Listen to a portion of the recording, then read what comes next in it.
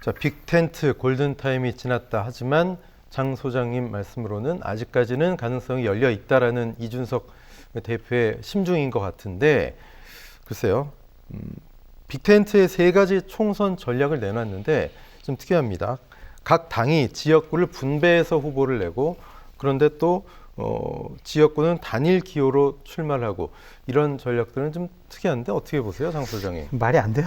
그러니까 지역구 비례대표 같이 하고 같은 당 안에서 해야지. 네. 이런 식의 따로국밥 형태로 하게 되면 국민들도 상당히 헷갈려 할 것이고, 네. 국민들이 민주당과 뭐 국민의힘을 바라봤을 때 상당히 좀 질려하는 부분이 쟤네들 왜 이렇게 싸우냐, 자기들끼리 예. 싸우냐, 그런 건데, 개혁신당도 새로운 정치를 하고 합리적이고 상식적인 정치를 하겠다라고 기치를 들어 올렸는데, 자기네들끼리 비례대표 나눠 먹으려고 주도권 싸움을 해?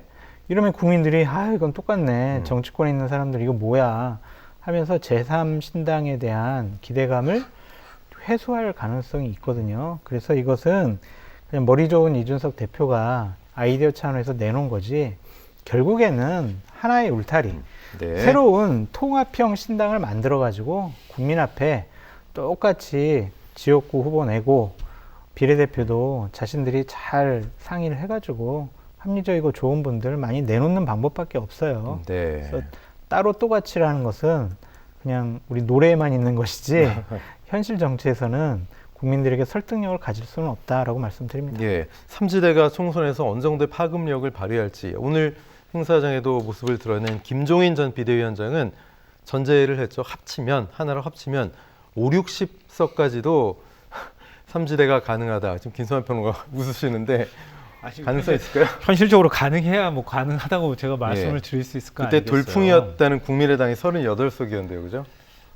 뭐 거의 불가능한 목표인 것 같고요. 네. 뭐 하나로 다 뭉친다 이렇게 얘기하는데요. 예. 아니 전 세계 어디 이런 정당이 있습니까? 한번 좀 선진국이나 이런 데에서 찾아보라고 좀 얘기해 보고 싶어요. 그러니까 준연동형을 유지하라고 얘기하는 거는 각자의 정치 철학과 지향점, 네. 또 각자의 이념이 다르기 때문에 그 다른 다양한 목소리들이 국회에서 수렴이 되어야 한다는 거예요. 그건 곧 국민들 가운데 각자 생각하는 게 다 다르기 때문에 그런 다른 국민들의 생각도 수렴되기를 바라는 마음이 거기에 투영되어 있는 거잖아요. 그러면 각각이 좀 의석을 적게 차지하더라도 그렇게 원내에 입성하고 난 다음에 거기서 연합 정치를 하면 되잖아요. 그게 원래 맞는 거잖아요, 답안으로 보면.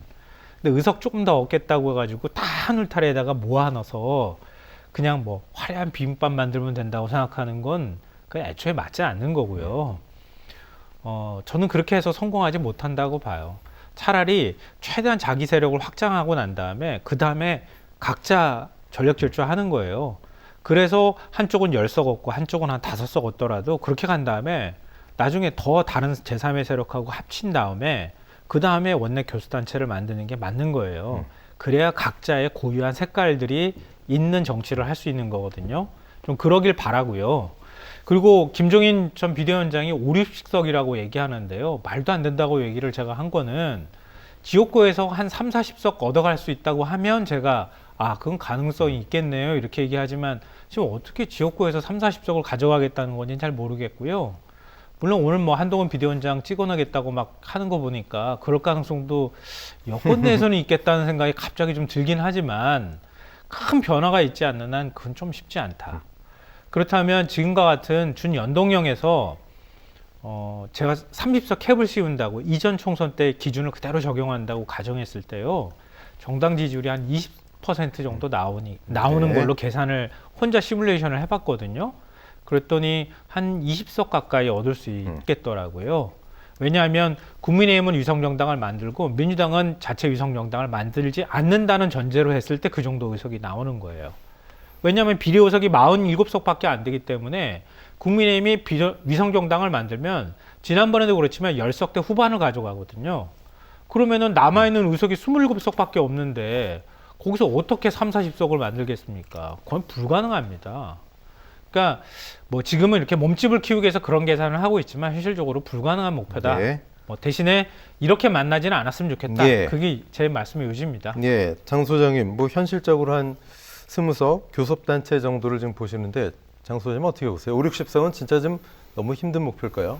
지역구에서 당선되기가 좀 어렵기 때문에 5, 60석은 어려울 것 같고요. 김성환 평론가님 말씀하신 것처럼 정당 투표를 통해서 비례대표 의석을 한 20석 정도만, 원내교섭단체잖아요. 네. 그 정도만 얻을 수 있어도 상당히 성공적이다라고 볼 수밖에 없겠죠.